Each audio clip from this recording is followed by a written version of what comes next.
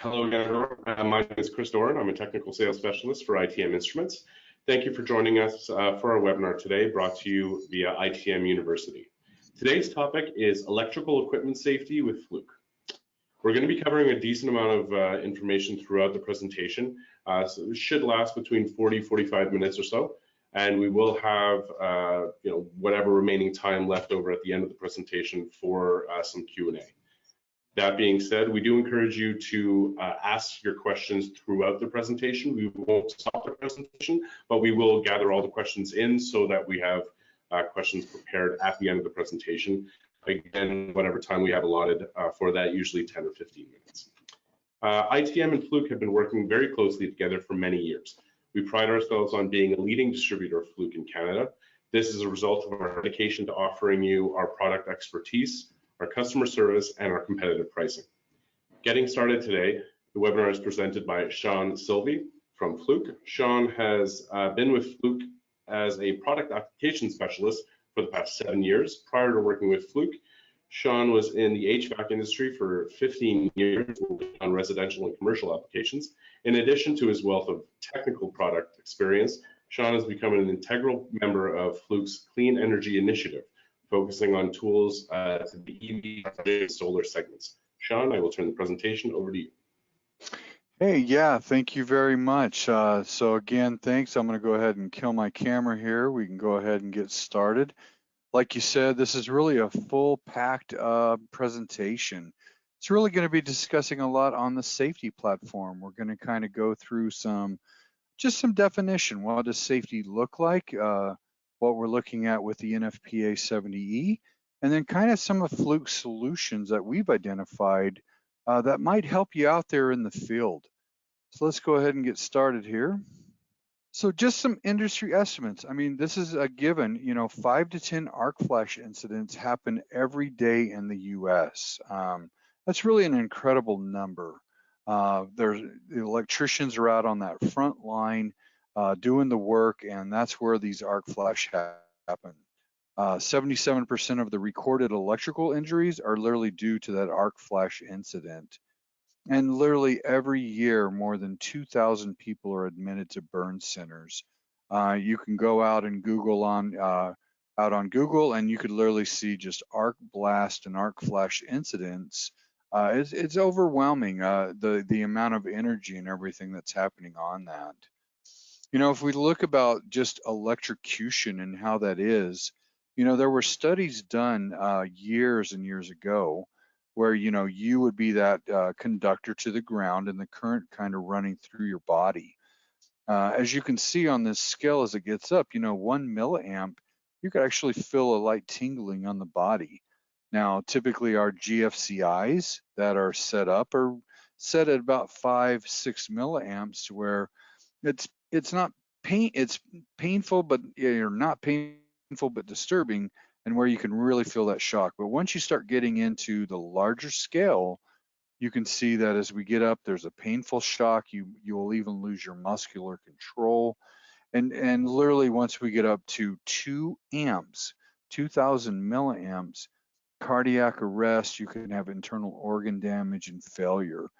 I love to reference this slide when we talk about just the homes and our GFCIs and our distribution panels, where typically they're set at 10 amps. We have a 10 amp breaker in our distribution panel, and you could be literally shocked if that didn't trip just at 2 amps on the body. So that's why we definitely install those GFCIs at that 6 milliamp mark. But what a great scale to be able to see what's happening. So let's look at just what is an arc flash. I mean, it's either a phase to phase or a phase to ground short circuit. This is a great representation. The test leads got too close at a high energy. That current literally passes through the air. It ionizes it, and you create this flash. It feeds on the matter that's there, and literally it lasts less than 1 second. It's incredibly fast. From that flash, you can have an arc blast, depending again on that potential energy. The conductors are being vaporized. This is expelling very quickly. We're talking milliseconds of energy, but with that, you got intense heat. You could literally have a shock wave of energy blowing you back. This cabinet's a great representation because with that amount of energy, you're going to have molten metal, shrapnel, obviously a blinding light. The metal itself and all the components in that could create a toxic gas. So this is really an incredible, what could happen with just that arc blast. What causes this? I mean, that's a great indication. We're always trying to look at safety, and we want to mitigate what could happen with this. First and foremost, some of the large racking in a circuit breaker, where you're maybe turning a dial, something happening, that could cause it. Maybe there's loose wiring in the panel. That could cause that as well. Just even removing the panel, if there was something loose or maybe a screw fell into that, hit the right spot, now we have an arc fault and an arc blast. Sometimes you're working on a system and a hand tool might shorten across it. Again, there's really a multitude of stuff that could happen on this. Using even the incorrect test probes.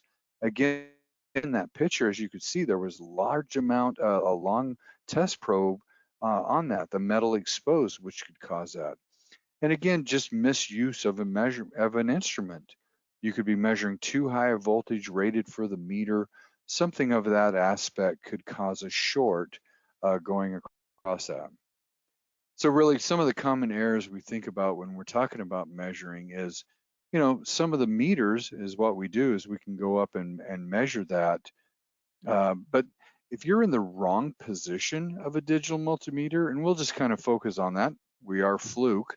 If you're in the voltage position, like the bottom right picture, that's a pretty easy one. We're able to kind of get that. But if you're in the amps position, that would cause that failure. That's where we would see an error in that. Potentially, if it was going through the fuse or it was an overload in the fuse, you may have an issue at that. And really, where does this all come from? This is all coming from the NFPA, the National Electric Code for 70E. This is safety in the workplace. This is an incredible book. I highly recommend everybody going out. You can even go out online and download this for free and kind of see what the standards look like. What are the cases? What are the standards? Some of that arc flash safety. But it really does address, related work practices, maintaining your safety equipment, some of the requirements even for special equipment, and literally installations. In NFPA 70 addresses the actual installation. What's the National Electric Code?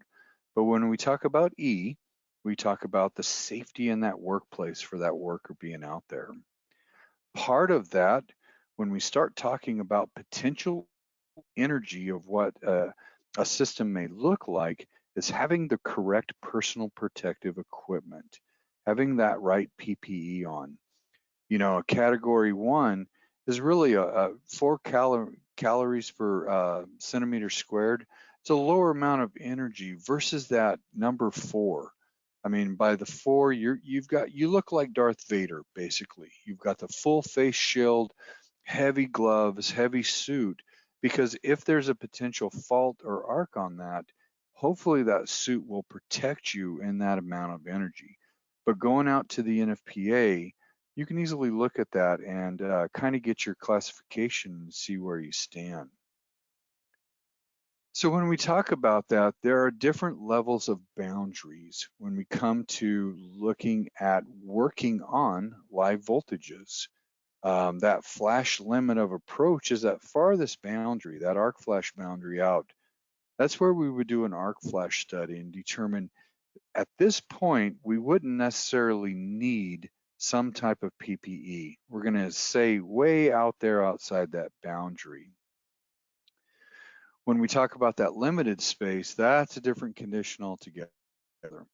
We want to make sure that the person who's working in that area or potentially gets in there, they're going to have a different level of PPE.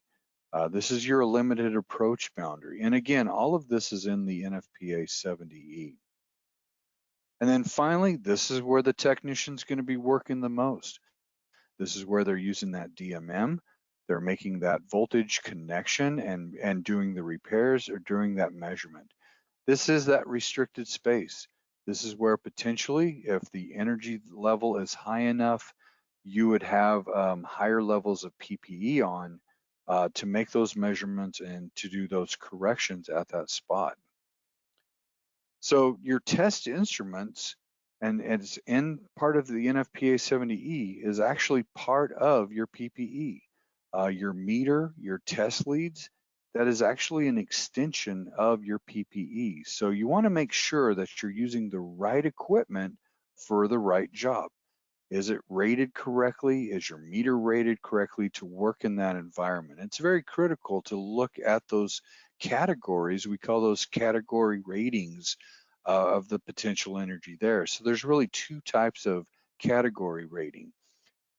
That category rating before for your PPE, for the amount of energy, and then the category rating of your meter of how much voltage can it handle? What does that look like? So we want to make sure that you have the right meter to be out there and work on that. You know, you want to do a visual inspection of your meter, make sure that you check it out, check out your test leads, run your fingers over your test leads.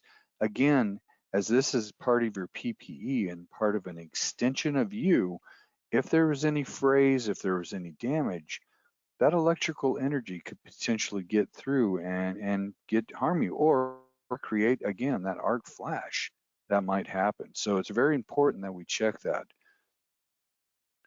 So part of that, and it's part of the NFPA 70E, is to do a live dead live test. This is where we're really validating that our meter is working correctly. Before you begin every day working out on the job, you want to do a live dead live test. This is where we're actually going to take our meter, maybe even using the appropriate PPE if you have to, and you're going to go to a known voltage source. You're going to measure that voltage on the line, and you're going to get your 120 volts or 240 volts. And then you want to de-energize that and prove that your meter is working correctly. We know that the line is 0. We know that the meter read 0. And then once we've verified that, we actually want to energize that line again and do another voltage on it again. That's why we call it a live dead live test. This is allowing us to go in and just validate that the meter is working correctly.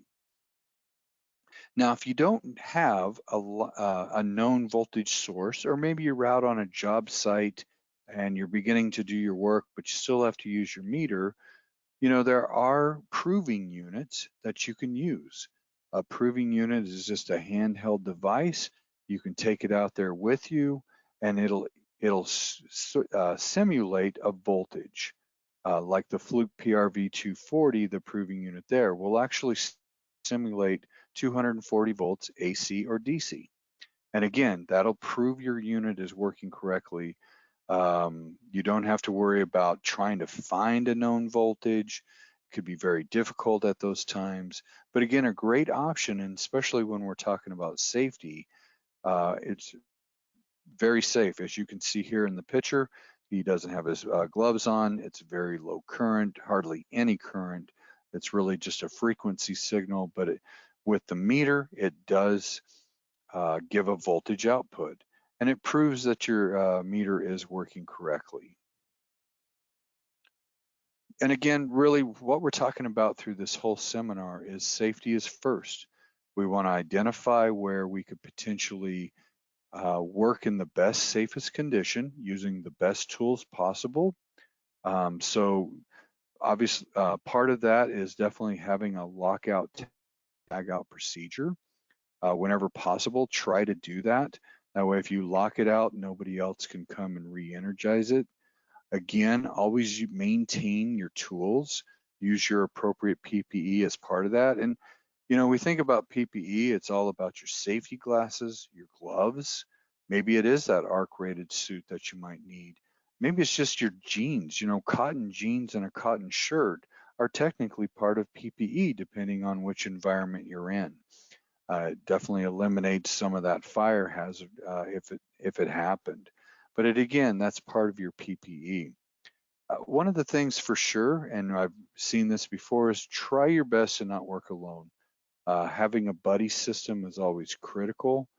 I know when I was out in the field working at a power plant, that was really instrumental. You always went out with another person, and really follow those safe practices.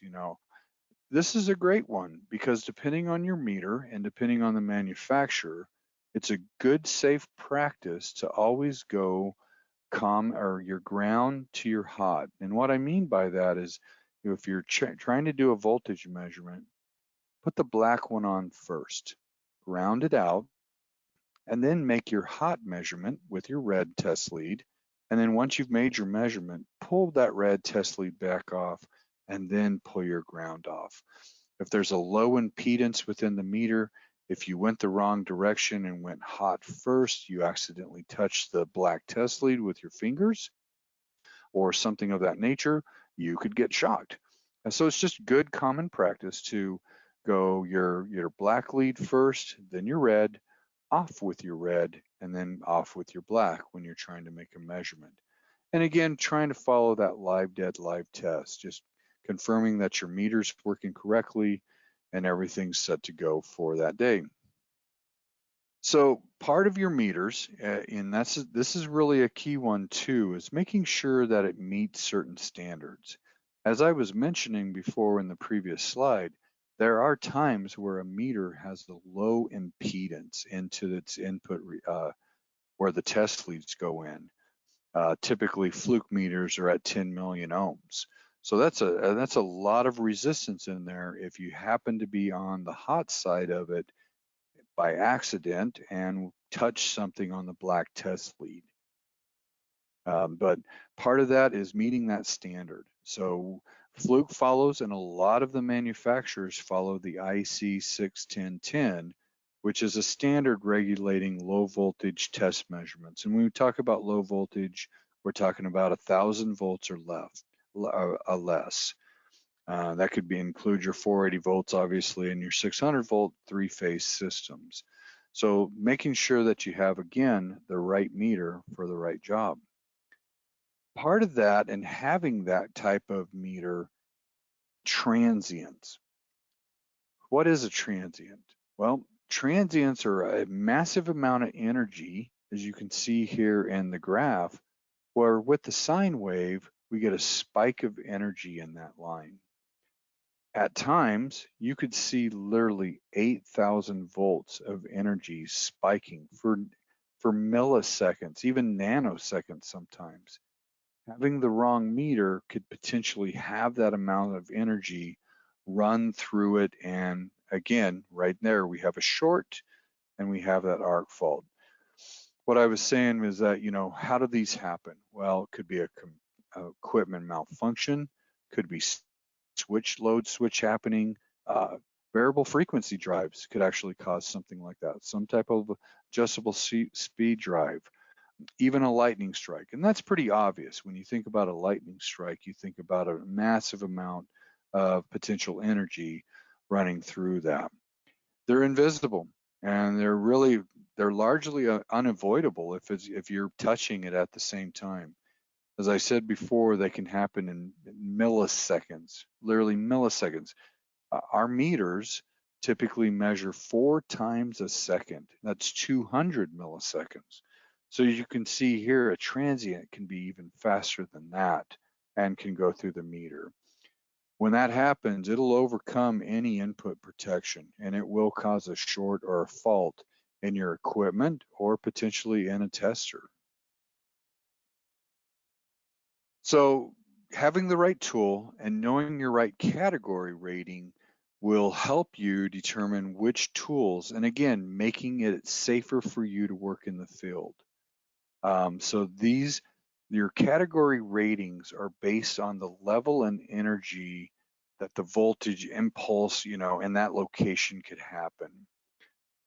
When we think about the outside environment, we think about the utility lines, the transformers. Well, that's considered a category 4. You could have your three-phase connections from your utility, but again, it's mainly outside. Once we get into that distribution panel and get inside, we start looking at category 3. And again, that the level of energy kind of drops. There's more grounding, there's more ability for that potential energy to go other places. And it could even include some of your single phase commercial lighting. And then once we get into our house or into our building, we get into those single phase receptacles. And that's your category 2. Now, I do like to throw out that, a lot is getting into solar and that renewable. And solar installations are a fixed installation of energy, and those are considered now category 3 environments. Once we run through that inverter and go through our step-up transformer down onto the grid, again, it's back to the utility, going to that category 4, and then as we use it, it's going to be going back into our house where it's category 3 and category 2. I like to explain that because that's where you really want to be able to pick your meter for that safety level. Knowing your category environment and the potential voltages that you're using will really give you a better understanding of the correct tool that you need for that safety and working in those environments. So you're depending again on that category rating. Are you working with 1,000 volts or less? Is it just 600 volts? Maybe you're really just in that residential area and only working with 300 volts. A lot of meters are now dual rated, as you'll see in other slides, but typically with the Fluke meters, they'll be Cat 4 600 volt, but Cat 3 1,000 volt. That gives you a better rating, and that can withstand literally up to that 8,000 volt transient if something went through it. Now, if you were looking at other meters, like maybe it's a Cat 4 300 volt or Cat 3 600, well, now you're looking at about a 6,000 volts transient. Still a lot of potential energy, but with the safety there, it will withstand that. As I'm saying this, it's literally the bottom line is know that measurement category and know the voltages you're working on. Typically, you do know the voltages that you're working on. It's the category rating that's new information for you. Where does that stand? And that'll really help you pick some of the meters. Maybe you've been using the wrong meter this whole time and just lucky that that transient or any of that fault didn't go through that. So it's really kind of key that we kind of identify that. Now with meters, and this is typically with a lot of manufacturers, you're going to be able to see that category rating at your test, where your input jacks are on your meter. As you can see on this example to the left, this meter is category 3 1000 volt, category 4 600 volt. That's going to withstand that 8,000 volt transient, and you'll have what we call it our creepage and clearance. It's going to withstand that built into the meter. But even on this 117C, as you can see here, it's a category 3 600 volt. So it's a lower transient level, it's a lower value. Still great in that residential and even that commercial environment to safely make those measurements. Now, Fluke just launched a category 3 1500 volt meter. And then as that previous picture, this is for the solar industry. So if you're out there in the field and you're working in that solar environment, you may want to step up your game and get into a category 3 1500 volt because the safeties are built into this. So it's really easy to go out and look for this information, and every manufacturer should hopefully have this.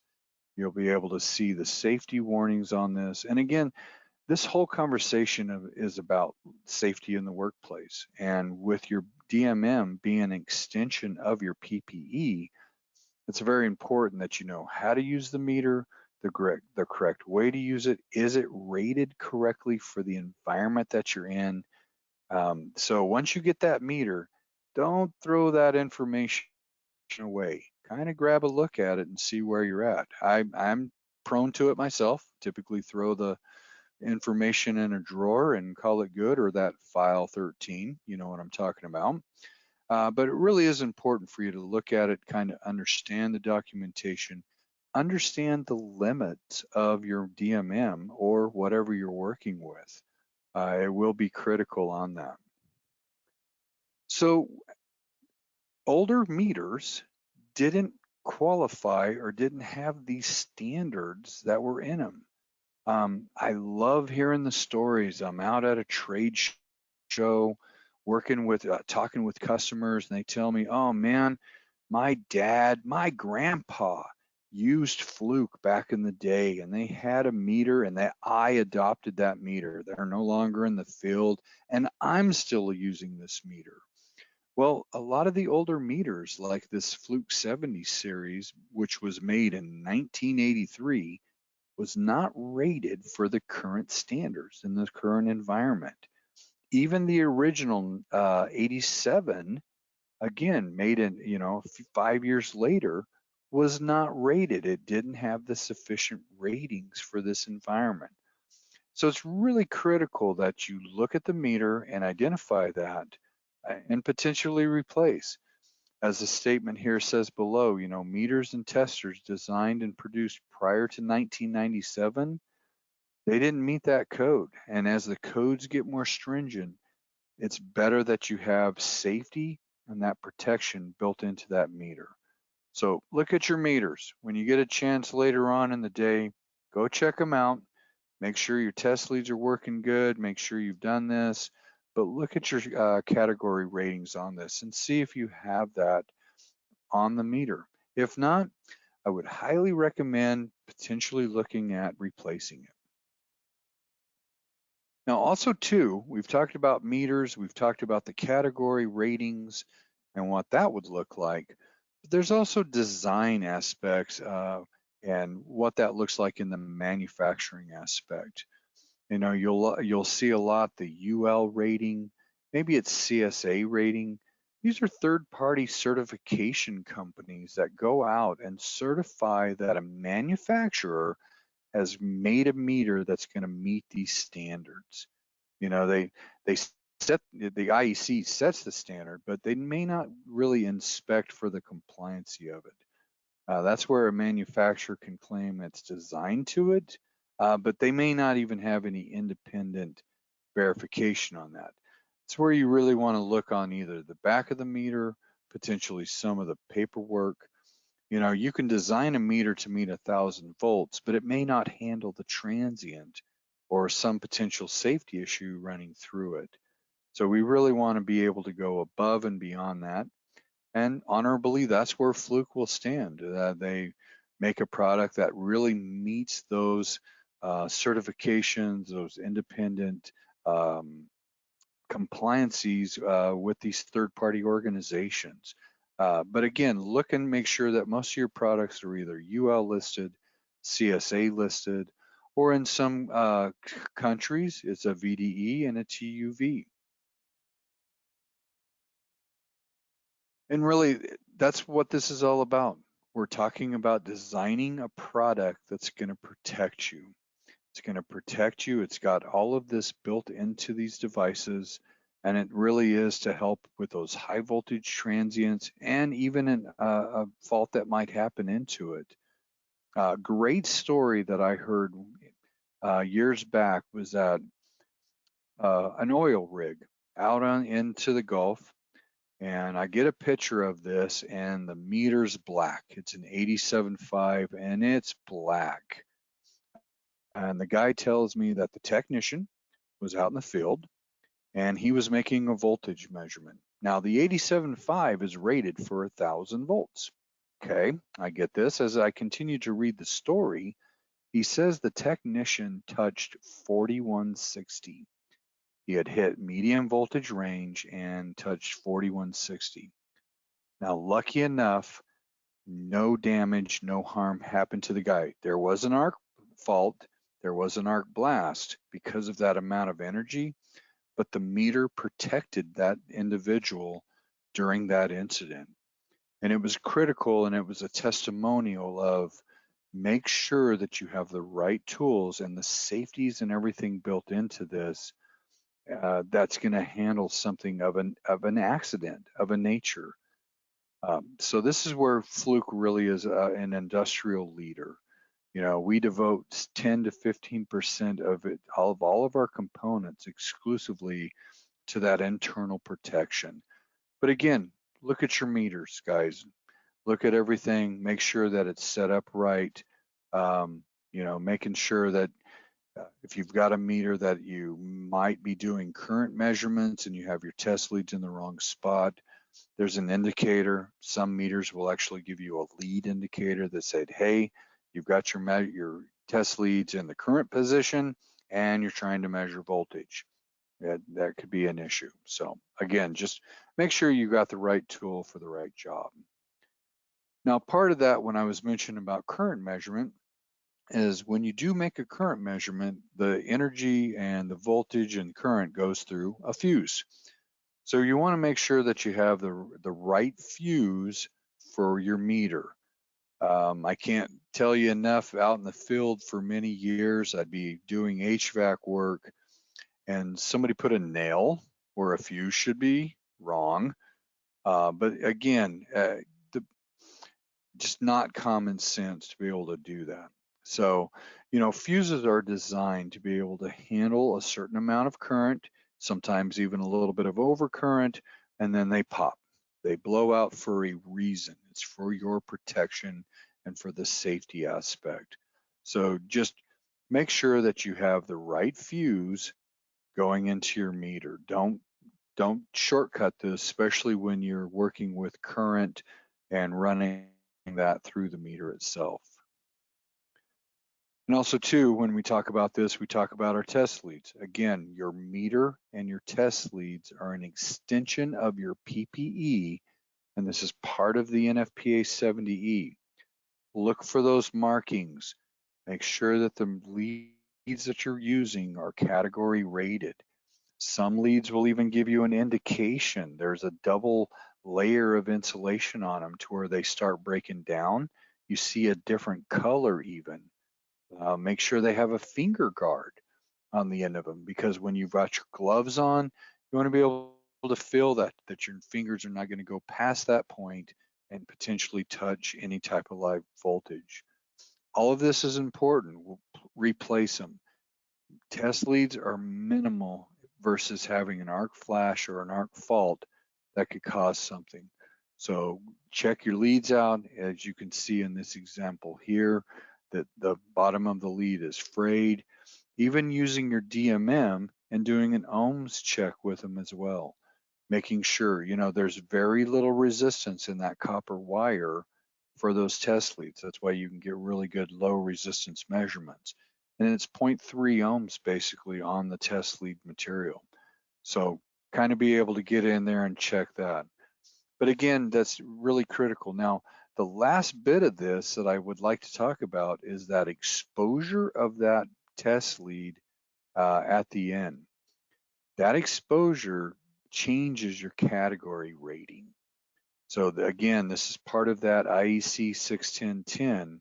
So when we have a large amount of exposure on our test lead, it lowers the category rating. We could typically go from a category 4 to a category 2 environment because of that. So having caps on the end of it, or having some type of twist guard that allows you to shorten the metal that's exposed, that would allow you to increase. So especially when you're measuring 480, even 600 volts, lower that metal. Have limited exposure to that when you're trying to make those voltage measurements. As you can see on the far right picture, back in the day, even the input jack was exposed, and now they're shrouded. Anything to mitigate having some type of electrical exposure, you know, to that metal and you touching on it. So another great tool is a non-contact voltage detector. Again, if you can't make a metallic measurement, you can obviously use some type of volt pin to make that contact. It'll light up, It'll identify. It also too allows you, you make sure that you're wearing your proper PPE on that, because you could be in a different environment. But a great tool on that, especially if you're just trying to see if voltage is present. But if you're trying to look for the absence of voltage, you do need to use your meter, and you have to use your test leads in that form. Now here's a new technology that Fluke has launched. It's called FieldSense. Now this is a non-contact, kind of like that volt pin there, where the light would come on. But in this case, we're now seeing measurements. We're seeing voltage and current. You don't have to use your test leads and touch that metallic contact. Like, just put the wire in between there. There's a sensor there, and it'll measure the voltage and current going through that line. Because sometimes in a junction box, that can be very difficult to get an exposed metal, something of that nature, to make that measurement. So great way to safely make a voltage and a current measurement without using that test lead. Again, we're talking about safety. We're talking about ways to mitigate you from potentially getting shocked or even having an arc fault or an arc blast. Now also too, nowadays technology is getting smarter and smarter. We're going to Bluetooth devices where we can set the system up, set a meter up, pull away from that, and then use our smart device. Everybody's got a smartphone. We can now link that meter into your smart device, stay away from the arc blast area, that boundary, energize the line, and make measurements. It's a great way to download, save, but again, you're pulling away from that system. We want to stay away from it as much as possible. Also too, there are now tools where you can do remote configuration. Again, we're trying to keep you away from that potential energy that's happening. We set the meter up, we got our PPE on. Now we can pull away from that and turn something on, turn something off, do some configurations with the meter, make those tests, and then again, kind of keeps you away from that. So with that, I'll just finalize with this, that, there are our devices. You can see up to 10 live measurements simultaneously at the same time using that Fluke Connect. Now, thermal imaging is a great innovation, invention, whatever you'd want to call it. Again, this is allowing you to get out of that area and potentially even look at something's heating up, something potentially could fail, and you'd be able to pull away and see that and do some troubleshooting. But really, FieldSense, Fluke Connect, infrared cameras. The theme here is keeping you away from that danger zone, keeping you out of that and pulling you away from it. And thermal imaging, again, is one of those key ones, because we can look at that from a distance. We can look at those failures, see something potentially heating up, document it, and be able to go in and make the corrections, make the changes. And these are great examples of some thermal imaging shots that we've seen and captured. Fuses, this is a great one too, because this will help you with unbalance. Maybe there was a voltage unbalance or a current unbalance happening on that three-phase. Most of these are distribution panels, as you can see, but even on that far right system, you can start seeing that your transformers are heating up. Again, look at the distance that that person was working from to identify that and see what that is. So another win with trying to keep you out of that zone to determine what's going on. Now, if you had to, we didn't want to open that cabinet, you could always throw in a thermal imaging window. This would allow you to safely peer into that cabinet, pull down the door, and then you could look at it. Some of these are even designed to where if you had an asset code on it, you could scan it, look in there, take that image, capture it, and then do that reporting. At the very beginning of this, we talked about what causes arc blast and arc flashes. Removing a panel was one of them. So this is a win to be able to put a window in this, open it up, and be able to scan, look, and see that. Now, I'd like to kind of wrap up on some of this that, all of this, NFPA talks about that it states that employees shall be trained. This one here is great because we've got a very high-tech power quality meter in this, but even on the basics of DMMs, voltage measurements, how to use this, part of NFPA states that your employees should be trained. They should be able to know how to select the appropriate gear. They should know how to demonstrate how to use it and how to test it, and even interpret the results of what they're seeing. Understanding the ratings of their equipment, doing those inspections. But this is a key win. This is really, PPE is all part about your DMM, your test leads, the gear that you use it, but all of that goes away if you don't have somebody who knows how, is trained to use it. So that it's really important that your employees, your technicians are trained to use that meter and to use it correctly. So we're going to be wrapping up on this and we can take some questions. So really keep safety top in mind. Stay up to date on those standards and codes. Go out and look at the NFPA 70E.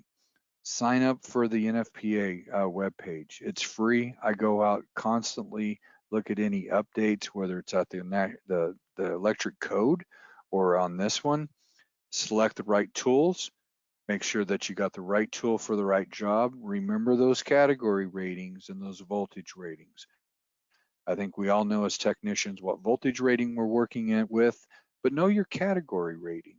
That really is key. And do an audit of your tool inventory. Make sure that those older meters are put away, and let's get some newer meters that are going to comply with it. They're operational, they're ready to go. You've done your go, no go test, you do your live, dead, live test, and order those spare test leads, order those spare fuses. Make sure you have them on hand because again, really, safety is all about that daily workflow. And, one of Fluke's key things is come home safe. We want to make sure that you come home safe. So at that point, I don't know if we have any questions out there. We've got about 10, 15 minutes left, but we can definitely run through them.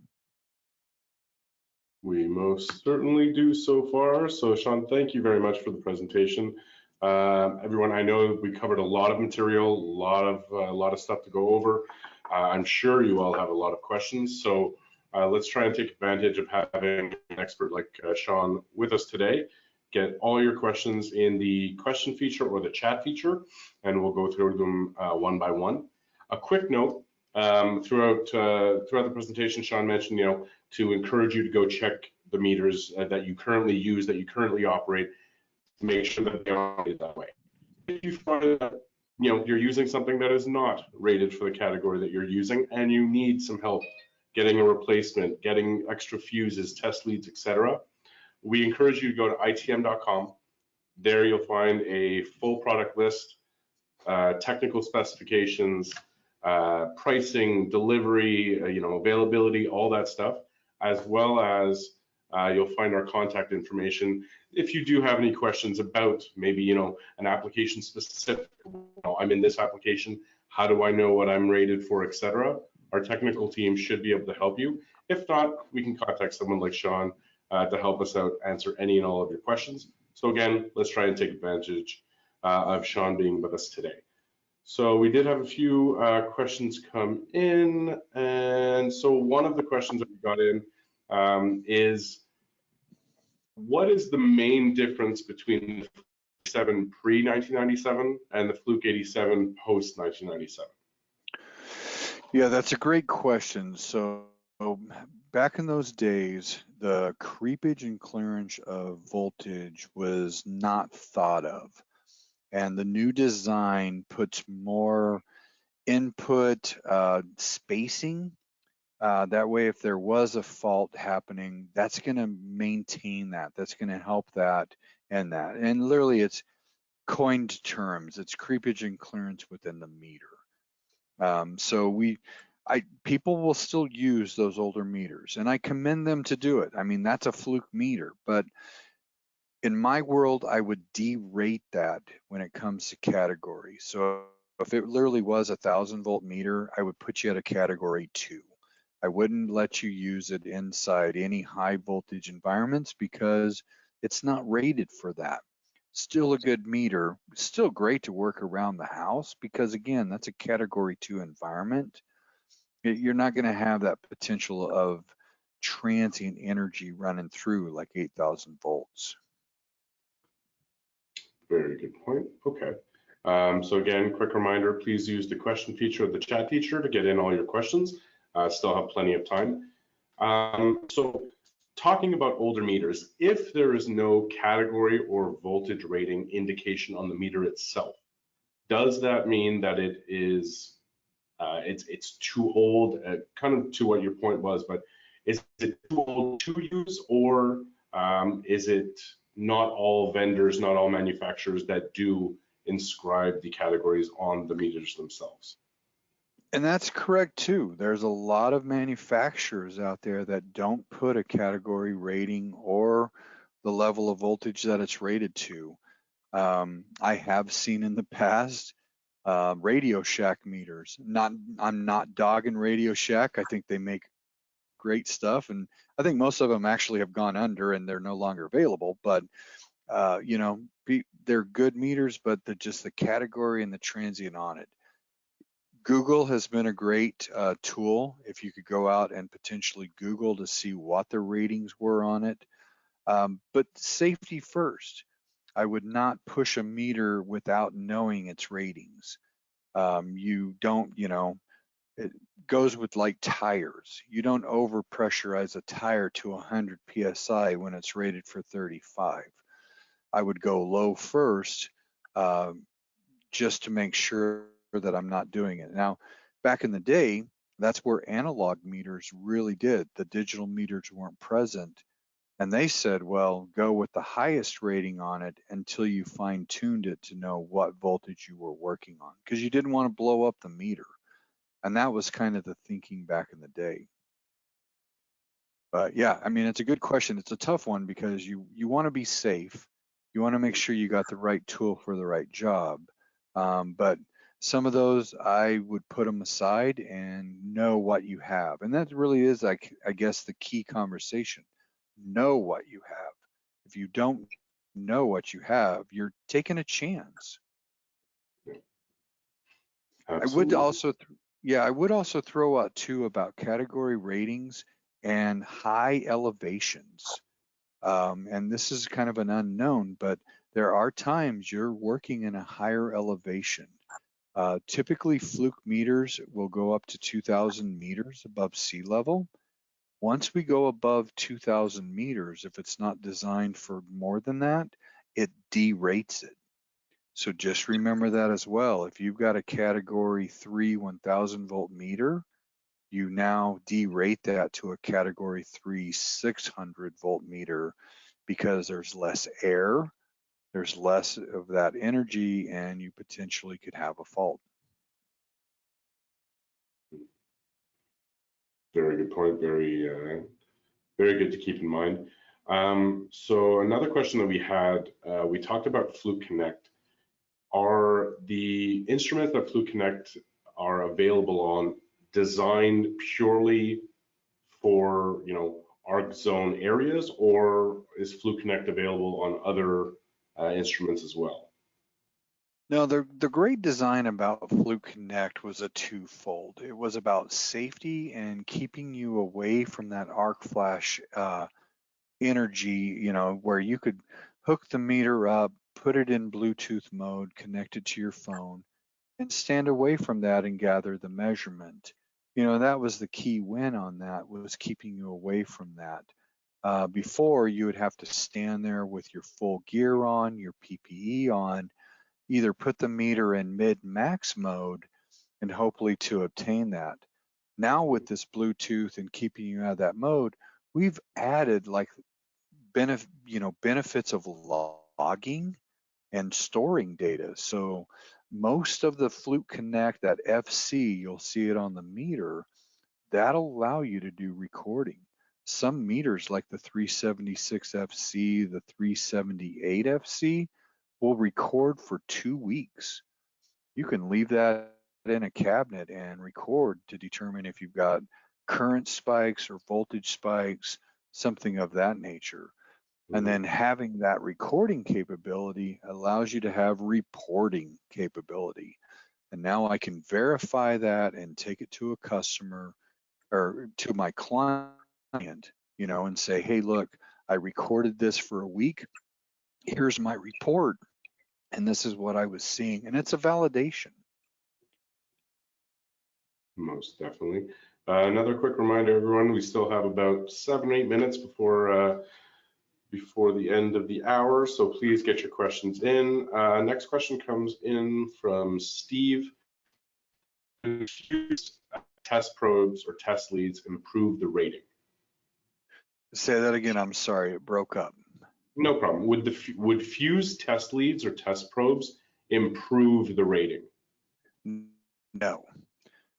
No, because the plastics and everything are designed to handle that category rating. The fuse and the test lead is an added protection of the current, but it's a twofold. You're doing a double protection of a current rating through the meter. The test leads still need to be category rated to the environment that you're working in. Now, Fluke does offer a set of fused test probes, but again, those are category 3 1000 volt, category 4 600. The fuse is just protection for a current measurement. If the current went above 10 amps, for example, that's where that protection comes into play. So we're looking at current over protection and voltage protection. Okay, perfect. Let's see here. Okay, when talking about thermal imaging IR cameras, is there a specific camera or a specific lens, specific resolution we should be looking at when using a camera for, whether it be phase measurements or, verification or cable lines? Is there anything that's more of a generic or the go-to that we should be using? For sure. If you think about thermal imaging and IR guns, originally an IR gun, like the old point and shoot, and they didn't have a thermal image on it. Depending on the distance away from what you were trying to measure, there's a distance to spot ratio on all those point and shoot guns. The closer you are, the smaller the circle. As you pulled away from that and safely got away, unfortunately that circle got bigger. So you measured even more, maybe potentially outside that boundary. Now we start looking at IR imagers and thermal imagers where we can see more and crisp and clean, a better image of it. As our resolution increases, the picture gets more crisp. So, and sometimes too, depending on the resolution and your thermal imager, your temperature ranges will also increase. So you could have a gun or a thermal imager that only measures 400 Fahrenheit, where some of the higher end ones can get you into the thousands of Fahrenheit. So it does play into that kind of role. But like a scope, the higher the megahertz and the gigahertz, you get to see more because of that layer. And that's the same with thermal imagers. The higher the resolution, the more crisper of an image that you're seeing with that. Thank you.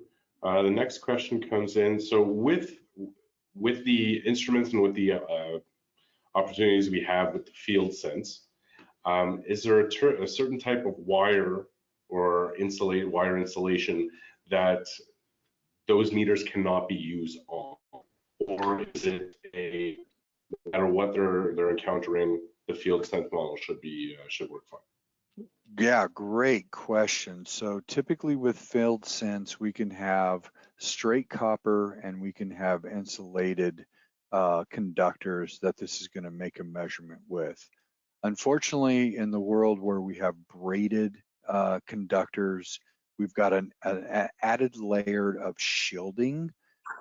That's difficult with a lot of tools. So yeah, it wouldn't work with like braided conductors, especially off of like a VFD drive. Kind of sounds where this kind of question would go towards. It wouldn't work in that aspect because of the braidedness of that. But conductor size, it'll go up to what, 4/0 cable, I think even larger than that, down as low as 18 gauge, 16 or 12 gauge wire.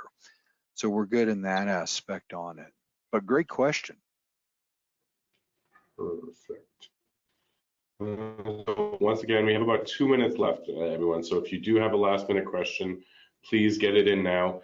Not to worry if you do not, if you think you have a question once we're all done here, please don't worry. Go to itm.com, find out how the best way that you can contact us through over the phone, chat, email, etc. And we can, one of our technical reps can answer your question as well. Again, we went through a lot of information and a lot of topics today, so it's understandable if you get that little light bulb at the end. It looks like we've answered all the questions thus far, so thank you all for that. Sean, I think we'll get we'll wrap it up here. We got about 2 minutes. Yeah, we'll wrap it up here. Again, if you have any questions after the presentation, please feel free to contact us. We'll happily help you out. Questions on your application specific. If you realize, you know what, it's time for a change, you need to get new MM, you need to get new test leads, you need to get backup fuses, anything like that, please go to itm.com. You'll find our entire product list, pricing, information, technical specs, and all our contact information. Sean, thank you very much for the presentation today. Appreciate you having you being with us today, and we appreciate all of you being here today. Just a quick few wrap-up notes. At the end of the webinar, we do have a very short survey that we'd ask you to all complete. Feedback will assist us in improving these webinars, as well as bring more topics that are of interest to you. We do have upcoming webinars to end off the 2022 calendar year. So please check out our training section on the itm.com website, and you'll see our full schedule there, as well as previous webinars and previous webinar recordings are there as well. And don't forget that as a thank you for attending today, your name will be entered into a draw to win $100 for your next online order. The winner will be announced on our social media channels, so please be sure to check us out there. Once again, a very big thank you to Sean, and a very big thank you to everyone who attended. We appreciate it, and wish you a great rest of the day. Yeah, thanks everyone. Be safe out there.